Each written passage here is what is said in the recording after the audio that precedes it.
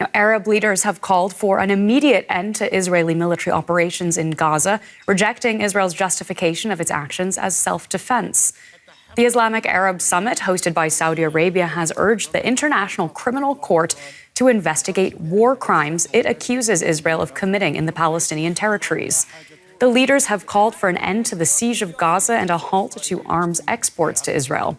But the leaders did not approve collective economic or political measures against Israel. Let's get more on this with Sara Bazoobandi, a fellow at the German Institute of Global and Area Studies, Institute of Middle East Studies. Welcome.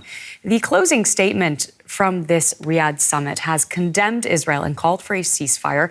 Can you tell us more about what was agreed on concretely? Thank you.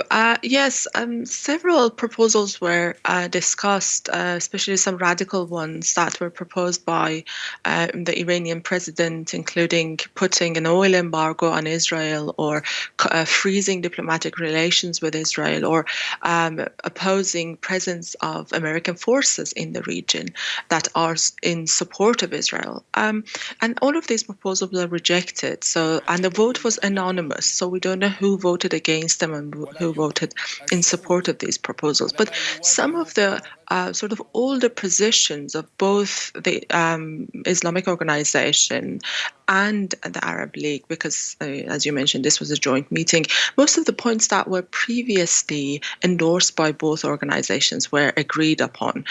For example, two-state solution or protection of the right of civilians.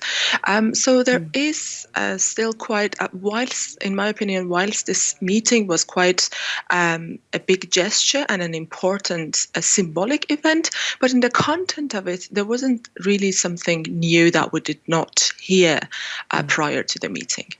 Now, it is interesting that Iran was at the table at this meeting. What does that tell you?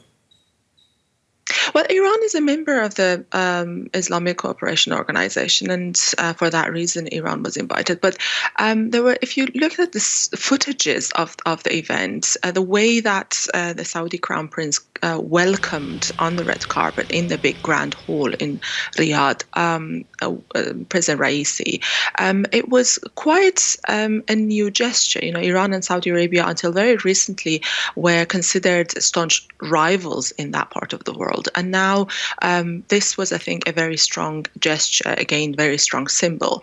Again, position of Iran wasn't something surprising. I follow Iranian media in Farsi very closely. I follow the senior officials, senior members of clergy inside Iran, and there have been really strong statements made, and President Raisi's points were very similar and in line with those. So the presence of Iran wasn't something that Iran was specifically invited to the Arab League. It was on the side of the second summit, that both summits were, by the way, Jew, and that's why they decided to merge them.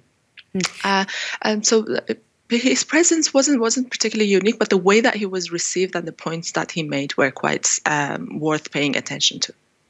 Now, just briefly, can you tell us also about Saudi Arabia? Because it was pursuing potential normalization with Israel ahead of the Hamas attack. Yes, I think Saudi Arabia is still going to pursue that, but is trying to position itself in a very careful manner to maintain its position of leading Arab nation. But Abraham Accord and Saudi desire to normalize and to establish diplomatic relations with Israel is a part of a bigger plan to change Saudi Arabia, and that's not going to change with these attacks. Sara, thank you so much for that. That's Sara Bazoobandi, a fellow at the German Institute of Global and Area Studies. We really appreciate your time.